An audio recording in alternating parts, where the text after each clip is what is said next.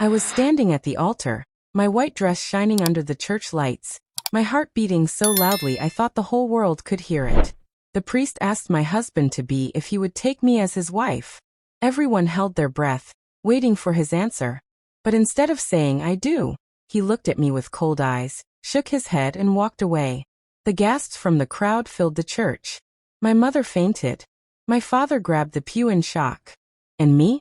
I felt my world crumble right there at the altar. I wanted to scream, but no sound came out. I wanted to run after him, but my legs turned to stone. The man I loved, the man I trusted, left me in front of everyone. Why did he do it? What terrible secret was he hiding that made him abandon me in such a cruel way? I will never forget that day. It was the day that shaped my whole life. But before I tell you the rest of this story, let me introduce myself. My name is Margaret, but everyone calls me Maggie. I'm 74 years old, speaking to you right now from my little house in Atlanta, Georgia. I've lived through pain, joy, betrayal, and hope, and now I want to share my story with you. Please, before we continue, don't forget to subscribe, like this story, and click the notification bell so you don't miss the rest of my chapters. And let me know from which part of the country you are watching from. I always love to know where my listeners come from. Now let me take you back to the very beginning. It all started when I was just a 19-year-old girl. I grew up in a small town in Alabama, where everybody knew each other's business. My parents were strict, God-fearing people, and they taught me to always respect others, to work hard, and to never bring shame to the family name. I was a quiet girl, always helping Mama in the kitchen, and Daddy in the garden. But deep inside me, I dreamed of something bigger. I wanted love. Real love. The kind that makes you feel safe, the kind that makes you laugh even on the darkest days. And that's when I met him. His name was James. James was not like the other boys in town. He was tall, handsome, with blue eyes that sparkled when he smiled. He dressed well, spoke gently, and carried himself like he belonged to a bigger world than our little Alabama town. Girls whispered about him, mothers warned their daughters about him, but me? I was swept away by him. At first, he seemed like everything I ever wanted. He would walk me home after church, carrying my Bible and asking me about my dreams. He made me laugh. He told me I was beautiful, and for a girl who had never been noticed before, those words were like magic. Our love grew quickly. Too quickly, maybe. Within a year, he asked me to marry him. I said yes without a second thought. I believed God had finally blessed me with my happily ever after. But my parents were not convinced. My father pulled me aside one night and said, "Maggie, that boy's got secrets.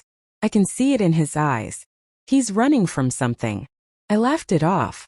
I told him he was just being overprotective. After all, wasn't it normal for a father to worry about his little girl? The wedding preparations began. The whole town buzzed with excitement. People were cooking, sewing, and gossiping about how lovely the ceremony would be. I was happy, but deep down, I noticed small things about James that didn't sit right. Sometimes, he would disappear for days, saying he had business to take care of. When I asked what kind of business, he just kissed my forehead and changed the subject. Other times, I caught him looking over his shoulder, like he was afraid someone was following him. Still, I convinced myself it was nothing. Love makes you blind, and I was very blind. Finally, the big day came. My dress was white lace with long sleeves that Mama sewed herself. My hair was pinned with fresh flowers. I walked down the aisle to the sound of the organ, every step filled with hope. The church was packed. Everyone was smiling. And when I reached the altar, James took my hand and gave me that charming smile I fell in love with. But then, just as the priest asked him to make his vow, the smile vanished from his face. He pulled his hand away. His eyes darkened. And then, he walked away. I froze. The whispers in the church turned into gasps. My father's warning echoed in my head. That boy's got secrets.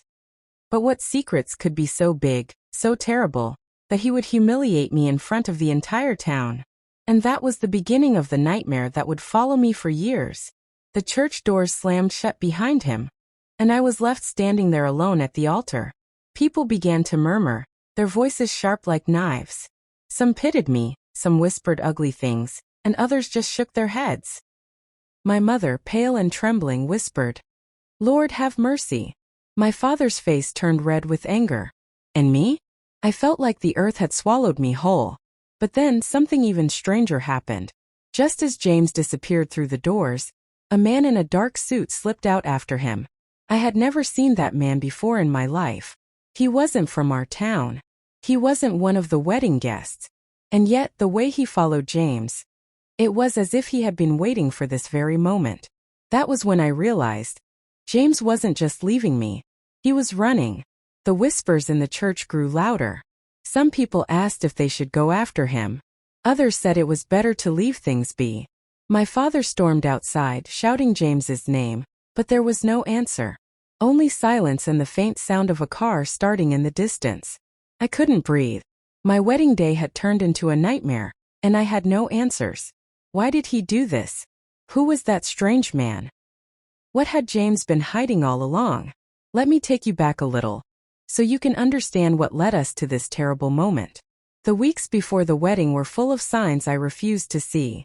One evening, James came to my house with a cut on his forehead.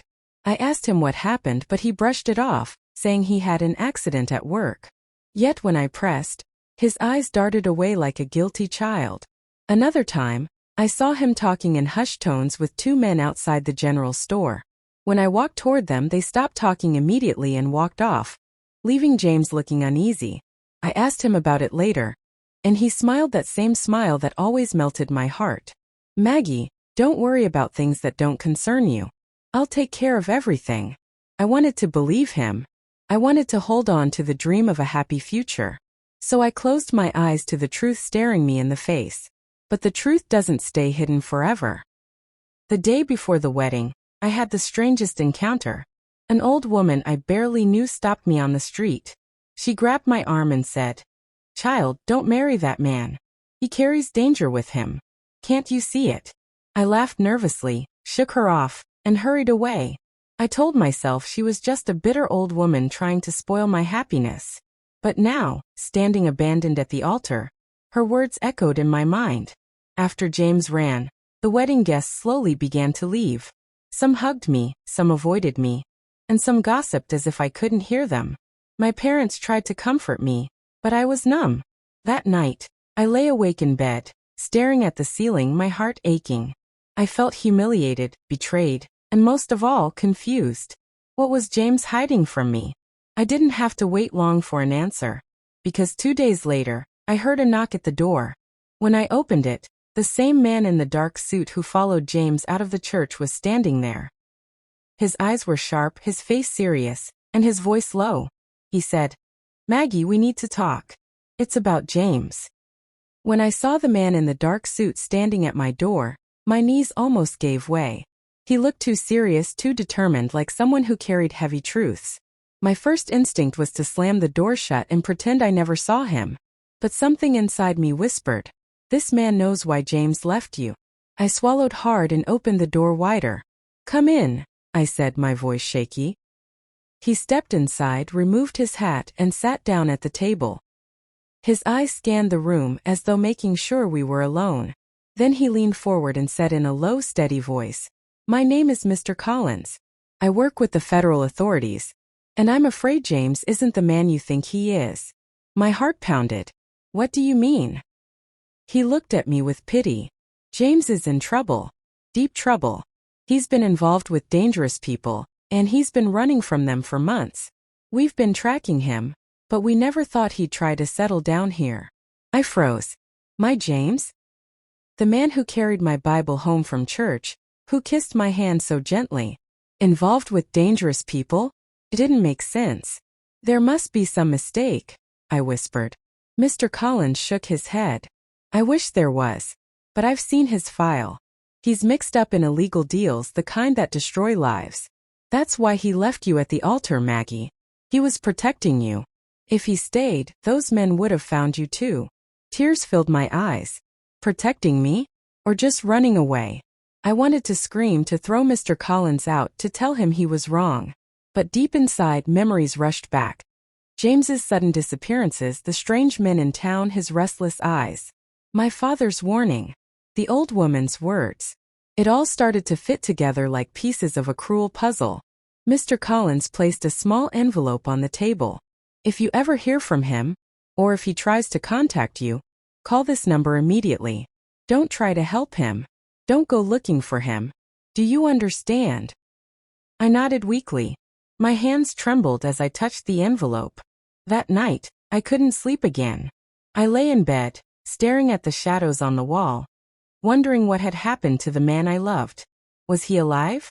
Was he hiding? Was he even thinking of me at all? Days turned into weeks. The gossip in town grew worse. People whispered that I must have known about James's secret life, that maybe I was even part of it. My parents defended me, but the shame hung over me like a storm cloud. Then one afternoon, as I was hanging laundry in the yard, I heard footsteps behind me. My heart jumped. I thought it was just my father, but when I turned around, I froze. It was James. His clothes were dirty, his face tired, his eyes desperate. He grabbed my hand and whispered, "Maggie, don't scream. Please. I don't have much time." "Maggie, don't scream," James whispered, his grip tight on my hand. His eyes darted around the yard like a hunted animal. "I had to see you. I had to explain." My breath caught in my throat.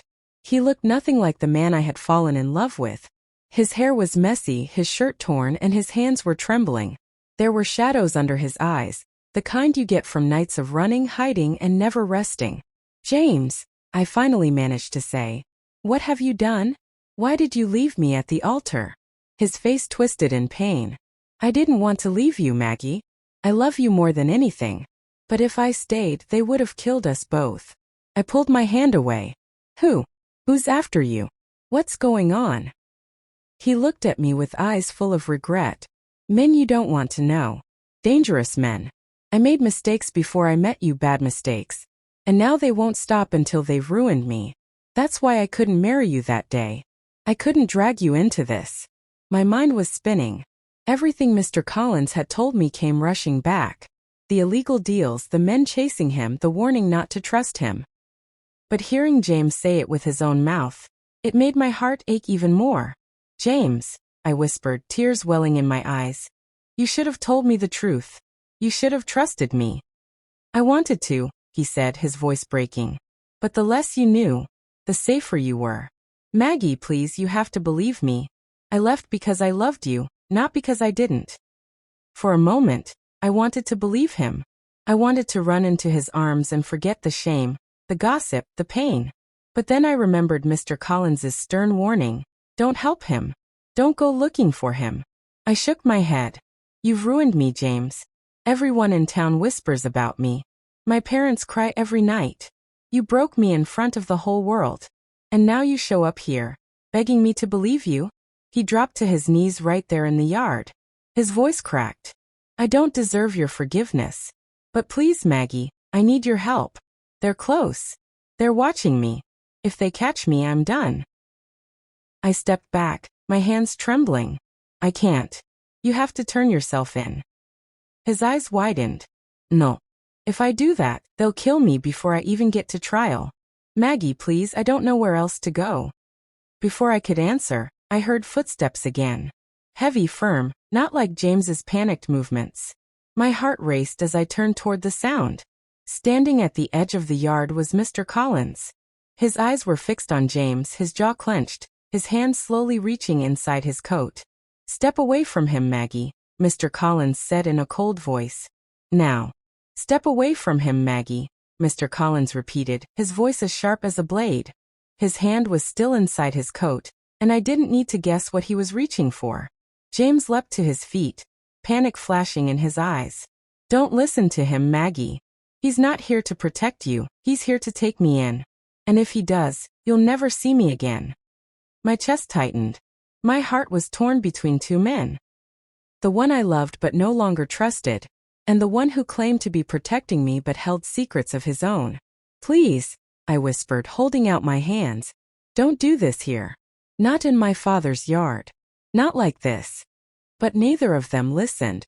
James stepped closer to me, his voice desperate. "Maggie, come with me. Tonight. Leave this place. We can run away together and start fresh. I'll change, I swear I'll change." Mr. Collins's voice cut through his words like thunder. Don't believe him, Maggie. If you go with him, you'll be dragged into the same darkness he's been living in. Think about your future. Think about your family. I stood frozen between them. My hands shook. My knees wobbled. I didn't know who was telling the truth. Finally, I found my voice. James, if you love me, really love me, then prove it. Tell me everything. No more lies. James looked at me, then at Mr. Collins, then back at me. His shoulders sagged. His eyes wet with regret. All right, he said. I'll tell you. He took a deep breath. Before I met you, I worked for men who smuggled things. Money, goods, things I'm not proud of. At first, I thought it was harmless, just easy money. But soon I was in too deep. I saw things I shouldn't have seen. Did things I wish I hadn't.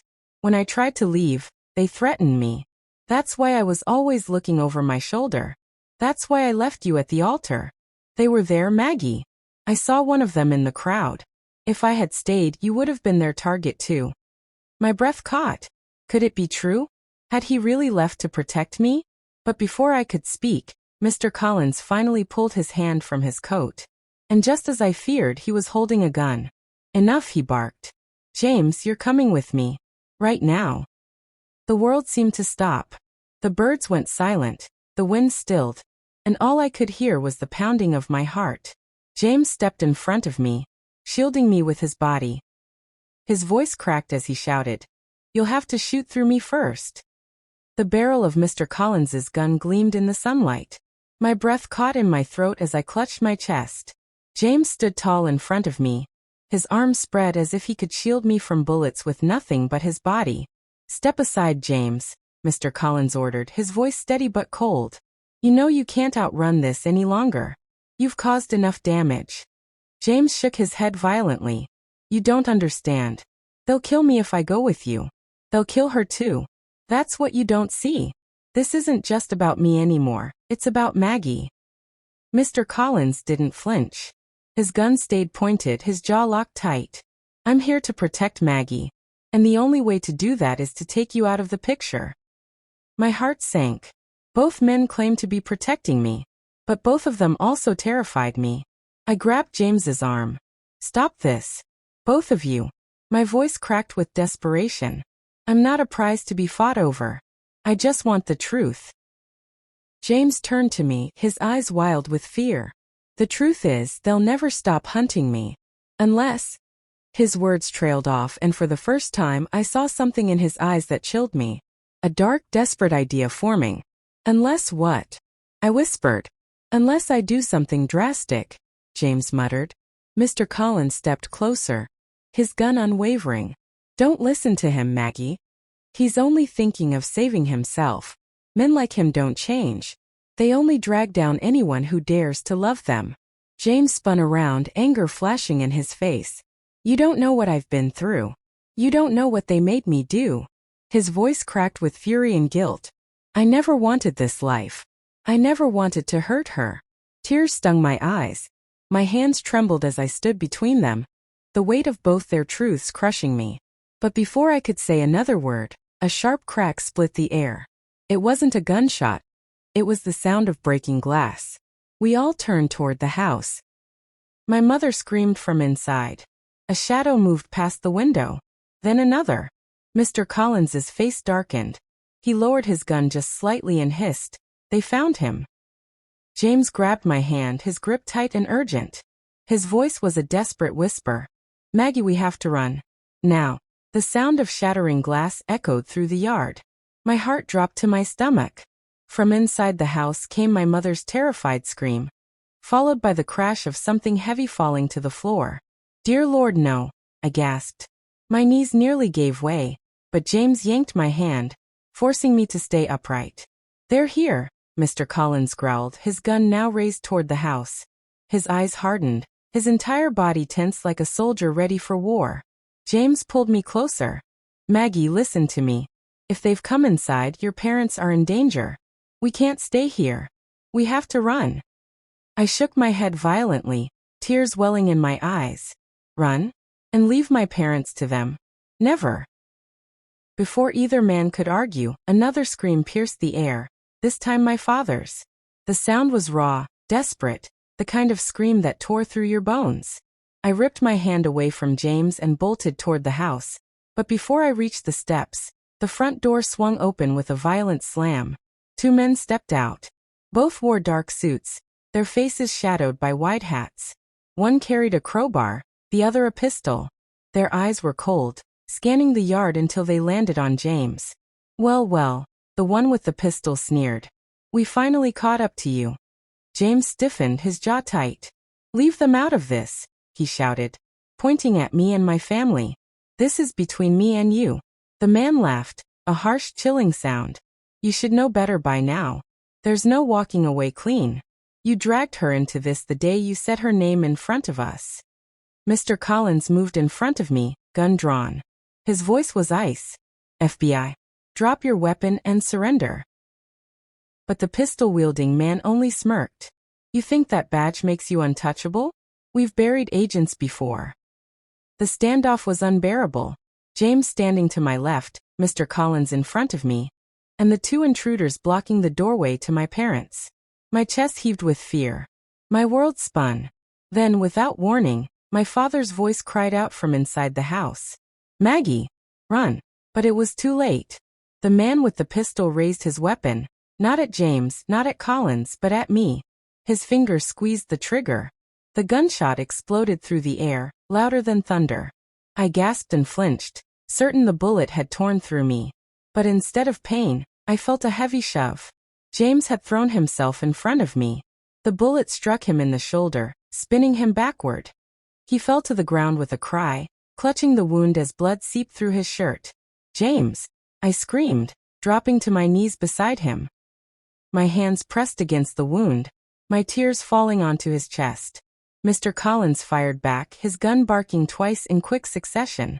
The man with the pistol dove for cover, and the one with the crowbar swung wildly, charging toward us. Collins stepped forward, his stance solid. "Stay down," he barked at me. The yard became chaos. Shouts, footsteps, the smell of gunpowder heavy in the air. My mother cried from inside the house, my father shouted, and James groaned in pain, his blood soaking my hands. For a moment, everything blurred. My mind screamed, "This is my wedding week. How did my life become this nightmare?" The man with the crowbar lunged toward us, his face twisted with rage.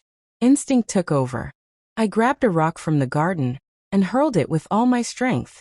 It struck his temple, and he stumbled, cursing, before Collins's bullet dropped him to the ground. I froze, my chest heaving, staring at the man I had just helped take down. My hands trembled. I had never hurt anyone before, but in that moment survival took over innocence. Collins grabbed my arm and yanked me up.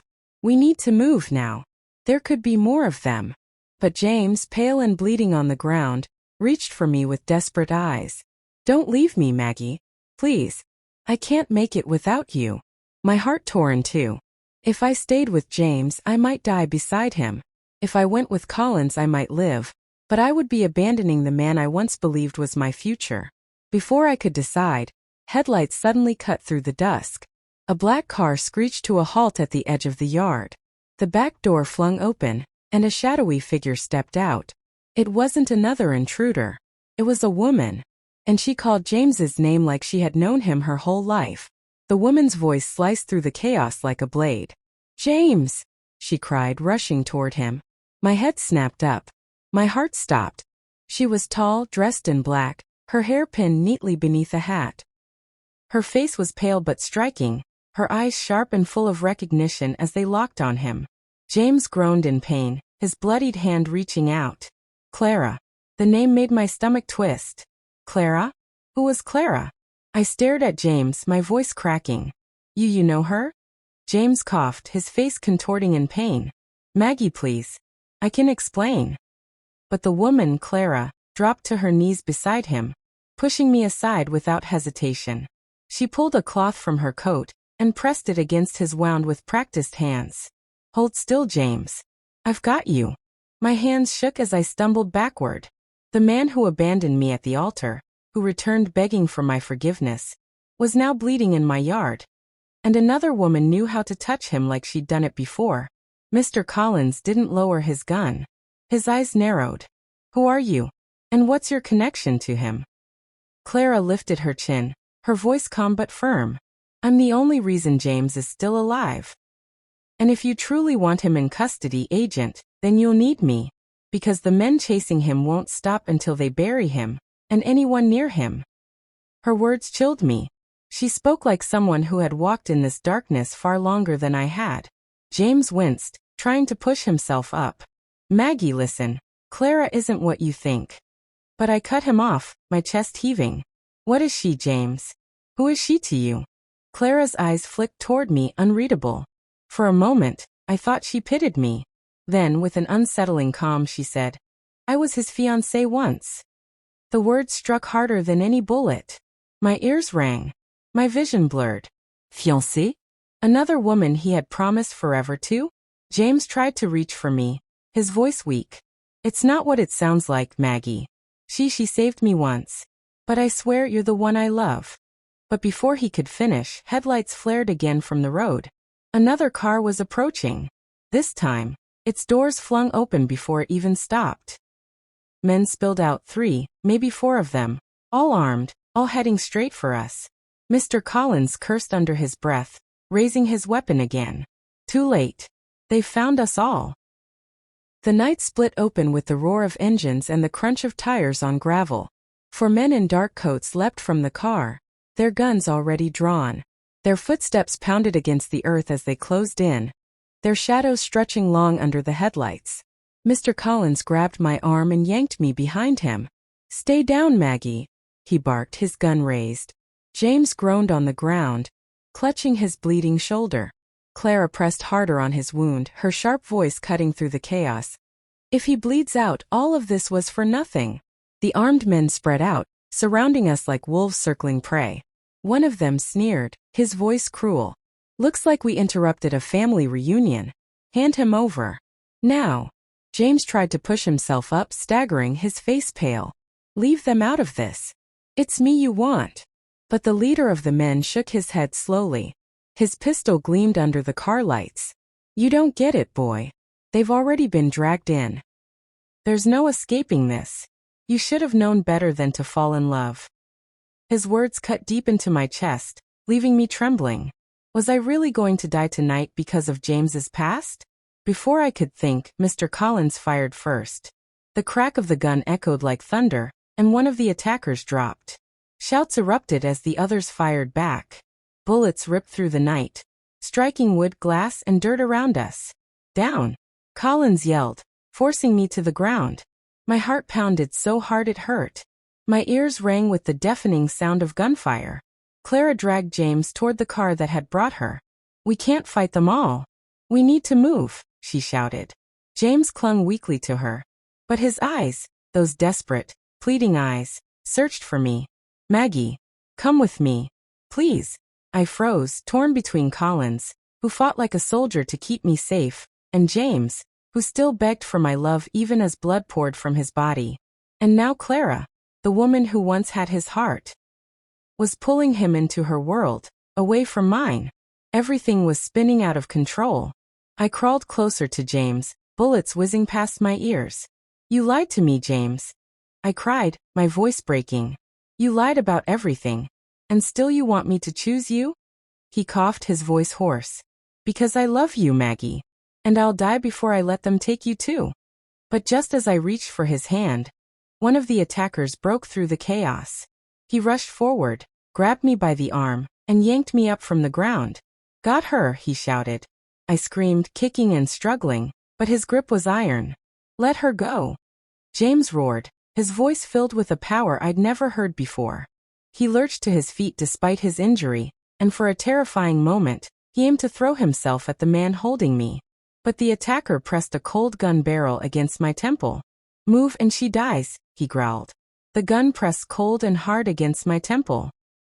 My whole body froze, my breath catching in my throat. The night seemed to stop. No crickets, no wind, only the pounding of my heart. Drop your weapons, the man snarled, dragging me backward. His grip dug into my arm like iron. Collins aimed his pistol, his jaw tight. Let the woman go, or you'll regret it. The man only laughed, a sharp, cruel sound. You shoot, she dies first. James staggered, his face pale with pain and fury. "Take me instead," he shouted, his voice cracking. "She has nothing to do with this." But the man pressed harder, making my knees buckle. "That's where you're wrong. She's the only reason you're still standing. Without her, you're just another dead man running." My eyes darted to Clara, who was crouched low, still pressing a cloth to James's shoulder. Her face was tense, her eyes sharp. "Don't listen to him, James. They'll kill her whether you go or not. That's how these men work." Her words made my stomach twist. Did that mean I was already marked for death, no matter what James chose? Colin stepped slowly to the side, circling like a wolf, his gun never wavering. "You've got one chance to walk away alive. Let her go, and maybe I'll forget I ever saw your face." The man holding me chuckled again, pulling me tighter against him. "You think you scare me, Agent? We own the night. And when this is over, all three of you will be in the ground." I felt tears sting my eyes. My mind screamed for escape, for a miracle. But how? My arms were pinned, his grip unshakable, the gun steady against my head. James's voice rose again, desperate and raw. "I swear, if you hurt her, I'll..." But before he could finish, the man holding me whispered in my ear, his breath hot and foul. "You don't know the truth, do you, girl? About your sweet James? You think he left you at the altar because of fear? No. He left because we told him to. He chose himself over you." The words hit like a blade to the heart. My whole body went cold. "Was that true?" I gasped, shaking my head. No, you're lying." But the man laughed darkly. "Ask him yourself if he lives long enough." And then suddenly 2 gunshots split the air. The man behind me grunted, his grip loosening. For a moment I thought Collins had fired, but no. The attacker fell, and behind him, standing in the glare of the headlights with smoke curling from her pistol, was Clara. She had shot him. I stumbled free, gasping for breath, but Clara didn't lower her gun. Her face was hard, her eyes cold. And then she turned it, not on the other attackers, not on James, but on me. Clara's pistol leveled at me, her hand steady, her eyes like stone. For a moment everything froze. Collins aiming his gun at the attackers, James clutching his shoulder and staring at her in disbelief, and me standing there, too stunned to move. "Clara!" James rasped, his voice breaking. "What are you doing?" Her lips curled into a bitter smile. "What I should have done years ago. Removing the problem." My breath caught in my chest. "The problem?" I whispered. Her gaze never left me. "Don't play innocent, Maggie. You ruined everything. Do you know how many nights I stayed awake wondering why I wasn't enough? Wondering why he walked away from me? Only to fall for you." The words stung sharper than any bullet. I shook my head slowly, heart pounding. "I didn't steal him, Clara. He chose." "Chose?" she spat, her voice trembling with anger. "He didn't choose anything. He ran. And when he finally came back, I was there. I saved him. Patched him up. And still, it was your name he called in his sleep." James stumbled forward, blood soaking his shirt, his face etched with pain. "Clara, please don't do this. You don't understand." Her eyes flicked to him, sharp and full of fury. "Don't you dare beg for her. Not when I'm the one who kept you alive. You think I don't know what you are? You think I don't know the truth about why you left that wedding?" The attackers around us had gone strangely still, watching the drama unfold like it was some cruel theater. Even Collins didn't fire, his instincts telling him the wrong move would end in my death. I swallowed hard, my voice shaking. "Clara, you saved him. That means you still have a heart. Please, don't throw it away on hate." For the first time I saw something flicker in her eyes, hesitation, maybe even pain.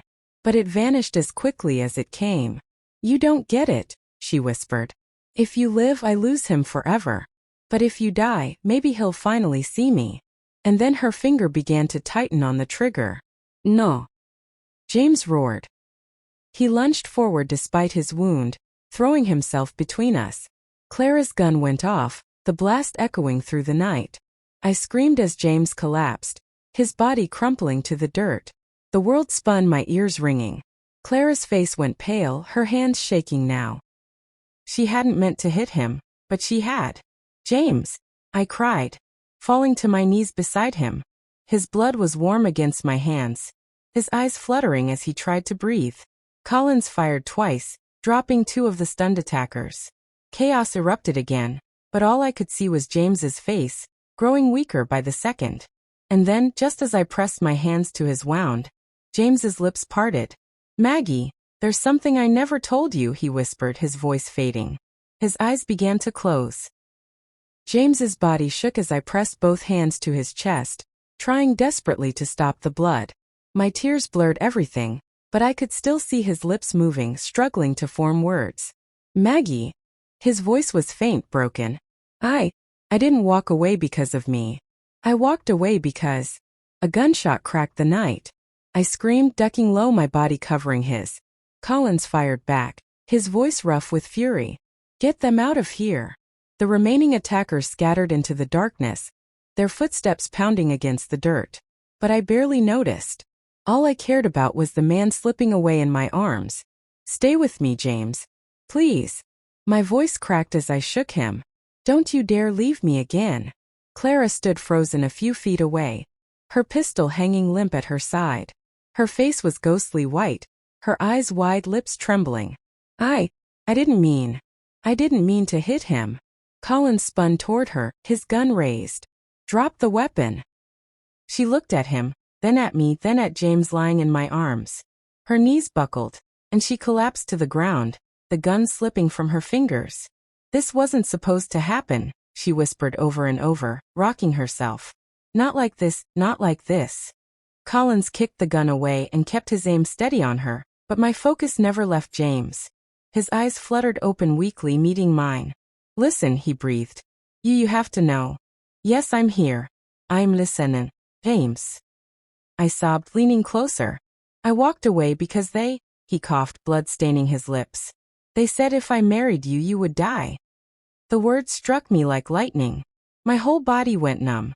What are you saying?" "They promised they'd kill you on our wedding night," he whispered, his voice barely audible. "I thought leaving you was the only way to save you." Tears poured down my face as his eyes began to close. No, James. Stay awake.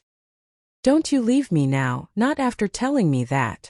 Collins crouched down, checking James's pulse. His jaw tightened. "He's fading fast. We need to move him now."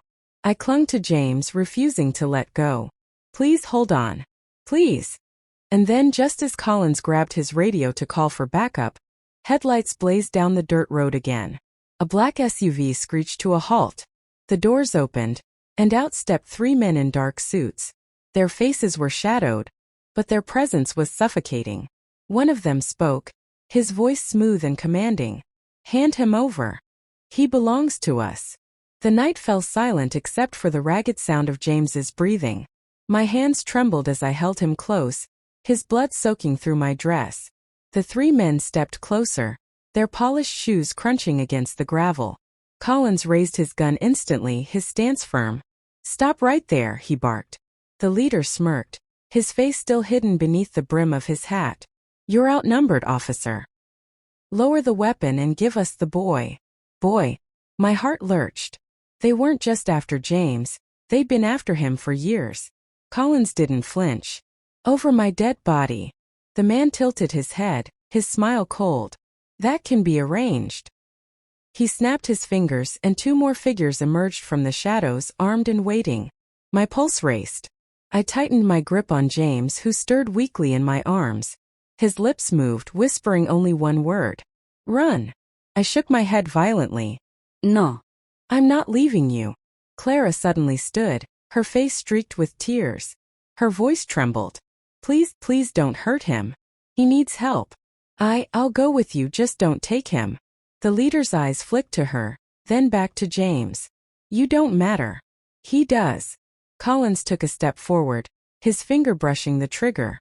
"You'll have to go through me." The leader chuckled. "Gladly." Before I could blink, the sound of gunfire exploded through the air. Collins dove to the ground, returning fire, his shots ringing out against the night. Sparks flew as bullets struck the SUV. I covered James with my body, screaming as bullets zipped past us. Clara scrambled for cover behind a tree, sobbing uncontrollably. James gripped my wrist weakly, forcing my eyes back to his. Maggie, if they take me, you'll never see me again. No, I whispered, tears streaming down my face. No, I won't let them. Suddenly, a bullet struck inches from where my hand pressed against James's wound. The ground shattered. My scream tore through the chaos. Collins shouted, Maggie, get him inside the barn. Now. I tried to pull James up, but his body was limp, his strength almost gone. I can't, he's too weak. Collins turned, firing 2 more shots before sprinting toward me. He grabbed James under the shoulders, dragging him toward the barn with me helping at his side. The men in suits advanced, their guns flashing in the dark. And then, just as we reached the barn door, the leader's voice cut through the night like a blade. If you hide him, the girl dies. My entire body froze. He wasn't bluffing. I could hear the certainty in his tone. They had me in their sights. James's bloody hand gripped mine, his eyes pleading even as his strength faded. Don't listen to him. Collins shoved us inside the barn, slamming the heavy door shut. Bullets clattered against the wood. I pressed my forehead against James's, whispering through sobs. What do I do, James? What do I do? And then, through the chaos, Clara's voice rang out from outside, broken and desperate. Stop shooting. Take me instead. The barn shook as bullets slammed into its wooden walls. Dust rained down from the rafters, and the horses inside whinnied in panic.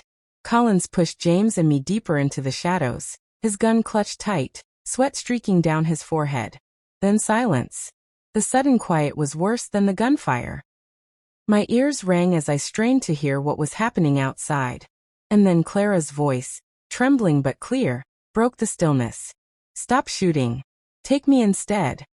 My heart dropped. I pushed against the door, but Collins blocked me with his arm. Don't, he hissed. I shook my head, whispering fiercely, they'll kill her. She made her choice, Collins muttered, his eyes sharp as he tried to track movement through a crack in the wood. Outside, the leader laughed coldly. You think we want you? No, darling. You're just a pawn. Step aside. Clara's voice cracked. Please. You don't understand. I was the one who, she stopped herself, her words dying in her throat. I frowned, pressing closer to the wood. The one who what? The leader stepped closer to her. I could hear the crunch of gravel under his shoes. Move or you'll die with him. Collins cursed under his breath. They're closing in. James stirred weakly in my arms, his pale lips forming words that made my blood run cold. Maggie, they won't stop. Not until I'm gone. I cupped his face, shaking my head furiously. Don't you dare say that. You hear me? Don't you dare. Suddenly a loud thud hit the barn door.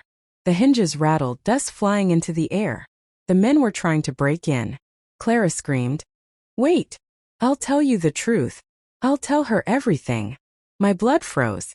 Tell me what? I whispered. Collins's eyes flicked to me. Stay back, Maggie. The leader's voice boomed outside, dripping with menace. You have 10 seconds before we tear that door down. 10 seconds. James coughed violently, blood speckling his chin, and grabbed my wrist with surprising strength. His eyes burned into mine. If they come in here, promise me you'll run. No. I sobbed, clutching him tighter. I'm not leaving you again. Not now, not ever. Collins shouted. 5 seconds. As the pounding grew louder, the wood beginning to crack. And then Clara's voice pierced through the chaos, raw and shaking with fear. She doesn't know the truth. Maggie doesn't know who James really is. The door burst open with a deafening crash. The barn door split apart with a thunderous crack, wooden shards flying into the air. Collins fired instantly, his bullets sparking against the SUV headlights that now poured into the barn, blinding us. I clutched James tighter, dragging him behind a stack of hay bales, my heart slamming against my ribs. His bloodied hand gripped mine like iron. The men poured in, shadows cutting across the dusty floor. Their guns glinted under the harsh beams. The leader stepped forward slowly, calm as though he already owned the night. Enough games, he said, his voice chillingly steady. Give us the boy, and this ends. He's not a boy. I shouted from behind the hay. My voice shook, but anger burned hotter than my fear. He's a man. He's my friend, and you'll kill him over my dead body. The leader tilted his head, amused. Over your dead body? Very well. He raised his hand. Two of his men advanced. Collins fired again, striking one in the leg. The man dropped with a roar of pain. Another gunman returned fire, the bullets ripping through the hay above me. Dust and straw rained down on James and me. Then Clara's voice rang out, raw and desperate. Stop. She doesn't know. Maggie doesn't know who he really is. The leader froze. Slowly he lowered his weapon, his eyes narrowing at Clara. So you do know. Tears streaked down Clara's face. She looked at me, her lips trembling. I'm sorry, Maggie. I should have told you long ago. James isn't who you think he is. My stomach twisted. What are you talking about? James groaned beside me, his eyes fluttering shut, but he forced out words through clenched teeth.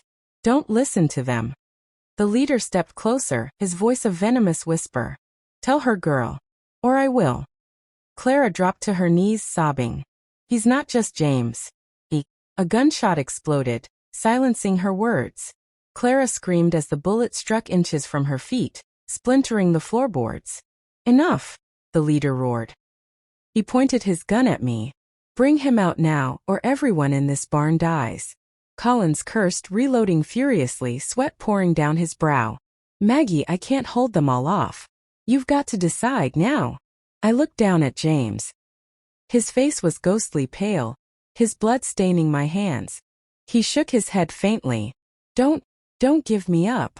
Tears blurred my vision. My heart split in two. If I handed James over, I'd lose him forever. If I didn't, we'd all die in this barn. And then, just as I opened my mouth to speak, the distant wail of sirens pierced the night. The leader's eyes snapped wide with fury. No, he hissed. Collins smirked through his exhaustion. Reinforcements. The barn erupted in chaos as the men panicked, their guns swinging wildly. I threw myself over James as the leader raised his weapon directly at me. The world slowed to a heartbeat. The leader's gun leveled at me, his finger curling on the trigger. I threw myself over James, bracing for the burn of a bullet. But before the shot came, red and blue lights flashed through the barn cracks. Tires screeched outside. Doors slammed. Shouts filled the night. Police! Drop your weapons! The barn erupted. Collins fired first, dropping another of the men before rolling behind a wooden post. The gang scattered like wolves caught in a spotlight, some firing wildly toward the flashing lights outside. The leader snarled, jerking his gun back toward me. No more running, he spat. But Clara screamed, hurling herself at him. She grabbed his arm, clawing, pulling, desperate to stop him. The gun went off, the blast deafening inside the barn. I flinched as wood splintered inches from my head. Clara cried out, shoved hard to the ground. Clara! I screamed, but the leader didn't stop. He stalked forward, eyes locked on James. Collins leapt from behind the post, slamming into the leader with full force. They crashed to the floor, the gun skidding away. Both men wrestled in the dirt, fists and elbows flying. James coughed violently in my arms. His lips moved, his voice broken but fierce. Don't let him take me. I tightened my grip on him, whispering through my tears. I won't. I swear I won't. Suddenly, officers stormed the barn, guns raised, shouting orders. Freeze! On the ground. Most of the men dropped their weapons. A few tried to fight, only to be tackled and pinned. The barn filled with the chaos of boots pounding, metal clanging, and men groaning as they were dragged away. But the leader wasn't finished. He broke free of Collins with a roar, snatching a knife from his boot. His eyes burned like fire as he lunged straight at James. I screamed, twisting to shield James with my own body. But before the blade could strike, a single gunshot cracked. The leader froze. His knife clattered to the floor. He staggered, eyes wide in disbelief, before collapsing face first into the dirt. I gasped, trembling, clutching James tighter. My whole body shook as officers swarmed the fallen man, kicking the knife away. It was over. Or so I thought. Because as the leader's blood spread across the floor, Clara dragged herself up, her face pale, her voice breaking as she looked at me. Maggie, you still don't understand, she whispered. You don't know who James really is. And when you find out, it will destroy you. The barn spun around me. My grip on James tightened, my heart slamming in my chest. What are you talking about? I demanded. But before she could answer, James groaned, his eyes rolling back, his body going limp in my arms. James! No, stay with me. The officers shouted for a medic, but all I could hear was Clara's broken whisper repeating in my ears. You don't know who he really is. Stay with me, James. Please don't leave me. My voice cracked as I shook him gently, his face ghostly pale, his chest rising shallowly beneath my hands. Blood soaked my dress, warm and sticky, and the smell of iron clung to the air. Medic! An officer shouted. 2 men rushed in with a stretcher, their faces grim as they crouched beside us. One checked James's pulse. His jaw tightened. He's fading. We need him in the ambulance now.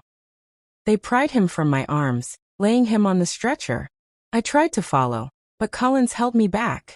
His hand gripped my arm firmly, his face lined with sweat and dirt. Maggie, you can't go with him yet. What do you mean I can't? That's James. He needs me. I struggled against his grip, tears burning my eyes. Collins shook his head. No. If what Clara just said is true, then we need answers before you put your life deeper into his hands. I froze, Clara's words echoing like thunder. You don't know who he really is. And when you find out, it will destroy you. Clara stood nearby, hugging herself, her shoulders trembling as officers questioned her. She avoided my eyes. My heart pounded. Clara! I shouted, my voice breaking. Tell me what you meant. Her eyes flicked to James as the medics carried him toward the flashing lights outside. Then back to me. Pain etched across her face. I can't say it here, she whispered. Not now. But I will. You deserve to know everything. I opened my mouth to demand more, but Collins cut in, his voice sharp. Maggie, we need to move. The area's not safe yet. They may have more men. An officer ran up, breathless. Sir, we found something in the leader's vehicle. You need to see it. Collins glanced at me, then back at the officer. Show me. We followed them outside into the cold night. The barn behind us still glowed with flashing red and blue, sirens wailing. My dress clung to me with James's blood as I stumbled forward, numb with fear. At the SUV, the officer handed Collins a leather satchel. Collins flipped it open and froze. His face turned to stone. What is it? I asked, my voice trembling. He pulled out a stack of papers, photographs, passports, and files stuffed thick with details.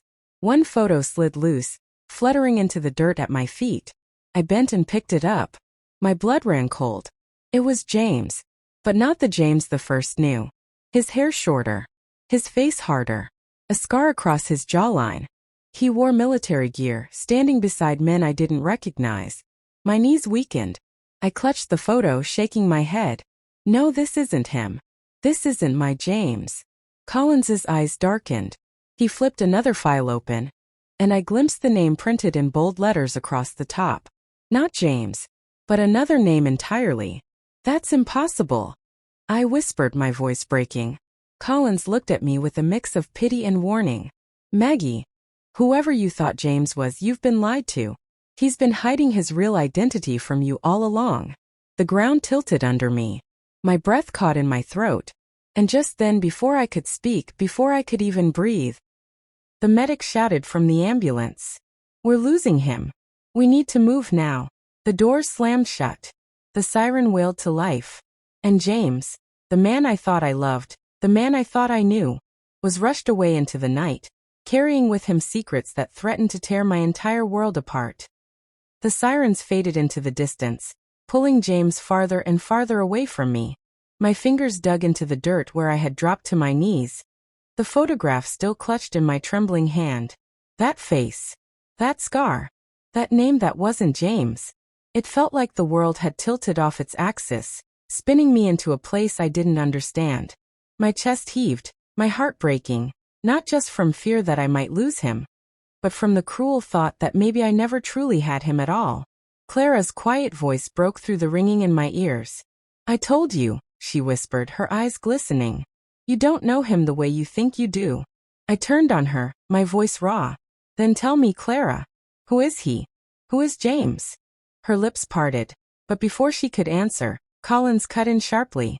Not here. We regroup at the station. We don't know if more of them are coming back. Move.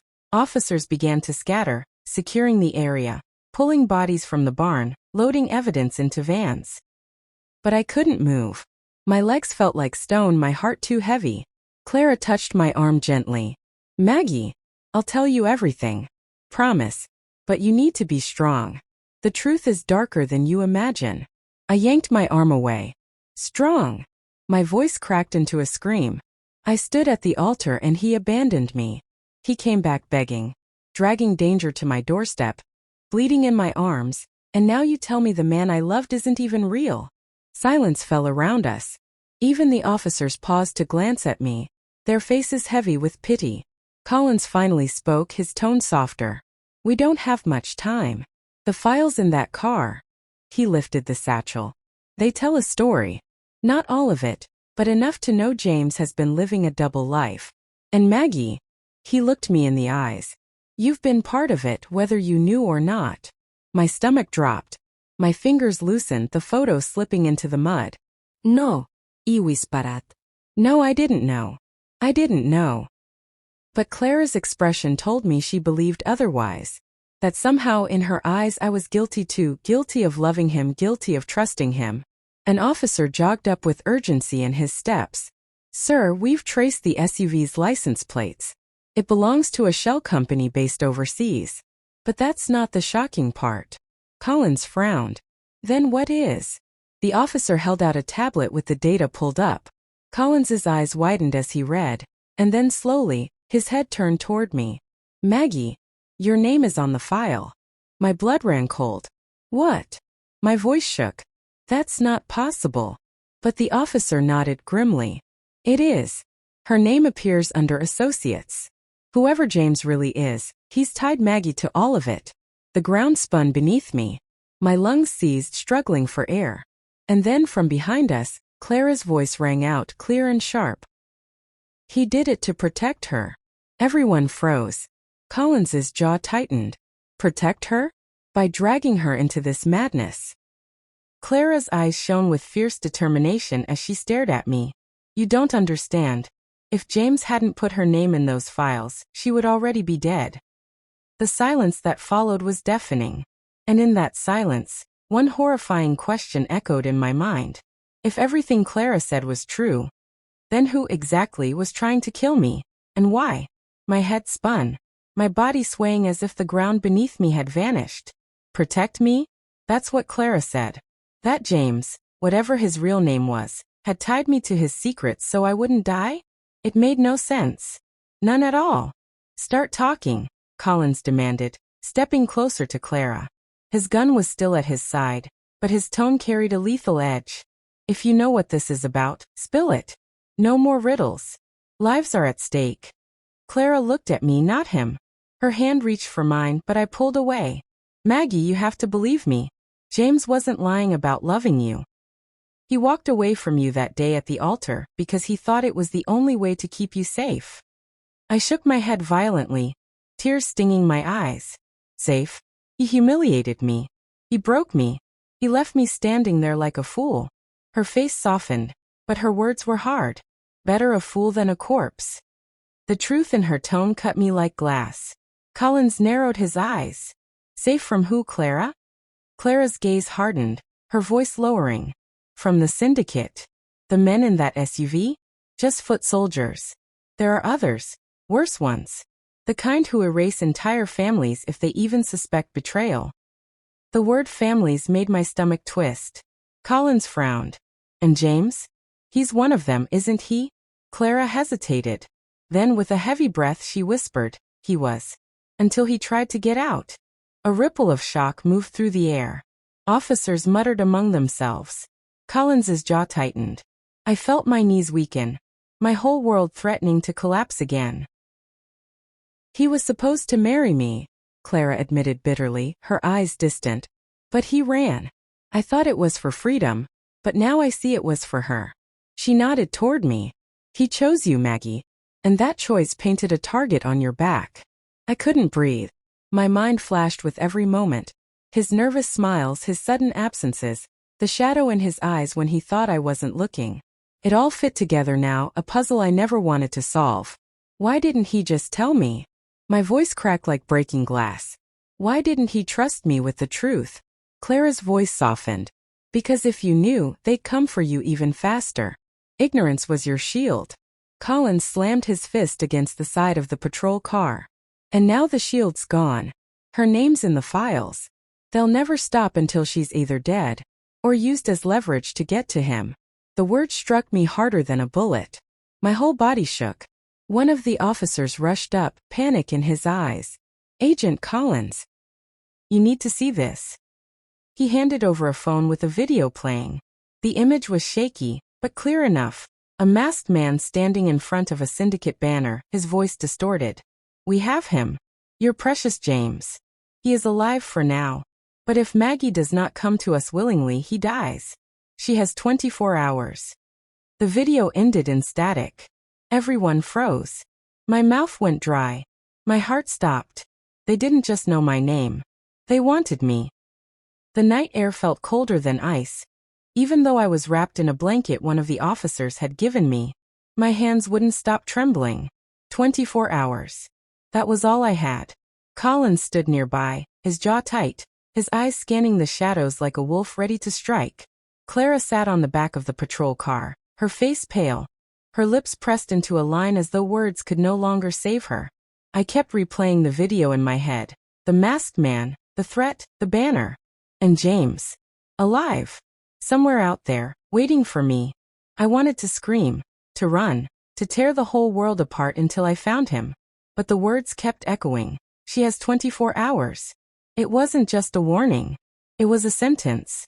Collins broke the silence. We can't give them what they want. My head snapped toward him. That's James they have. I can't just sit here while they kill him. His voice was harsh, but his eyes carried pity. Maggie, they'll kill you the second you show up. That's how the syndicate works. They don't trade. They take. Clara finally spoke, her voice raw. She's not wrong, Collins. They'll never let him go. Alive or dead, James is their problem. Maggie's just their bait. I stared at her, tears blurring my vision. So what am I supposed to do? Let him die? Pretend none of this happened? Collins sighed, dragging a hand through his hair. We'll find another way. I'll call for backup. Set up surveillance. Maybe even plan a raid. Maybe. My voice cracked. That won't be fast enough. You heard them, they'll kill him. The weight of silence pressed on all of us. Clara stood and walked closer, her eyes locked on mine. You're not going to like what I'm about to say. I braced myself. If you want him back, you'll have to go to them. But not as their prisoner. As their trap. Collins barked out. Absolutely not. That's suicide. Clara ignored him, her hand gripping my arm. Listen, Maggie. They don't expect you to fight. They think you're weak. That's your weapon. We use you as bait, but on our terms. I froze. Her words cut deep. Was I willing to put myself in their hands? To walk into the lion's den, knowing full well I might never come out? Collins grabbed my shoulder, his eyes fierce. Don't let her talk you into this. I've seen women try. I've seen them never come back. But deep inside, a voice whispered. He walked away at the altar to protect you. Now it's your turn to protect him. I wiped my tears, lifting my chin. I'll do it. Collins cursed under his breath. Maggie. No, my voice was steady now, stronger than I felt inside. I love him. And I won't let his story end like this. If it means risking everything, then so be it. The night suddenly erupted with flashing headlights down the road. A black SUV barreled toward us, tires screeching, windows blacked out. Get down! Collins roared, shoving me behind the patrol car. Bullets ripped through the night, shattering glass and tearing through metal. Officers scrambled, returning fire. Clara screamed as sparks flew from the pavement. And in the chaos I saw it, through the SUV's windshield. A figure. Bound. Gagged. Eyes wide with terror. James. He was right there. The night exploded with gunfire. Sparks rained down as bullets ripped through metal, glass and wood. The black SUV swerved, tires screeching, before stopping in the middle of the dirt road. Cover me, Collins shouted, firing round after round toward the vehicle. Officers ducked, returning fire, the crack of rifles echoing in the air. But my eyes were locked on one thing only: James.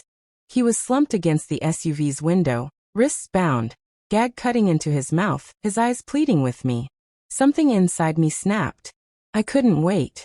I couldn't hide. I had to get to him. I bolted from behind the patrol car. Makhi, no. Collins roared, but my legs moved faster than my mind. My heart thundered as I sprinted through the storm of bullets, diving low, dodging sparks as glass shattered around me. The SUV door flew open and two masked men jumped out. One raised his gun toward me, but before he could fire, Clara came out of nowhere. She tackled him to the ground, screaming, fighting with all her strength. Her face twisted in pain and rage as the gun fired into the air. The second man aimed at me. I froze, until Collins's bullet struck him square in the chest. He crumpled to the ground. I reached the SUV, fumbling with the door handle, my hands slippery with sweat and fear. Finally it opened. James collapsed into my arms, weak, trembling but alive. His gag fell and his hoarse voice rasped, "Maggie, you came." Tears blinded me. Of course I did. I'll always come. But the fight wasn't over. The leader of the syndicate stepped out of the SUV's driver's seat. Calm, cold, a pistol gleaming in his hand. "You should have let him die," he said, aiming straight at James's chest. My body moved before my brain could think. I threw myself in front of James, arms spread wide. "Then you'll have to go through me." The world froze. For a heartbeat, all I heard was the ringing in my ears, the pounding of my heart, James's weak gasp behind me. Then bang. I stumbled back. But the pain never came. The syndicate leader dropped to the ground, a bullet through his skull. Collins stood behind him, his gun smoking, his face grim. "It's over," he said flatly. I collapsed into James's arms, sobbing with relief, clinging to him like I would never let go again. Officers swarmed, arresting the wounded, dragging Clara up from the dirt where she lay bruised but breathing. The night quieted, leaving only the sound of my heartbeat and James's ragged breathing. For the first time since the altar, I felt whole again. Days later, as James recovered in the hospital, I sat by his bedside and whispered, "You walked away once to protect me, but I'll never let you walk away again. Love doesn't run. Love stays even in the fire." And that's the truth I want all of you watching to remember. Sometimes the people we trust will betray us. Sometimes the world will break us. But real love fights back. It risks. It stays. Thank you for listening to my story. My name is Maggie. I'm 78 years old, speaking from Georgia, USA. If you enjoyed this story, please subscribe, like, and click the notification button for more stories like this. And tell me in the comments, where in the country are you watching from? Because life is full of pain, but together, we can turn it into lessons that heal. Broken Heart Bride with Veil.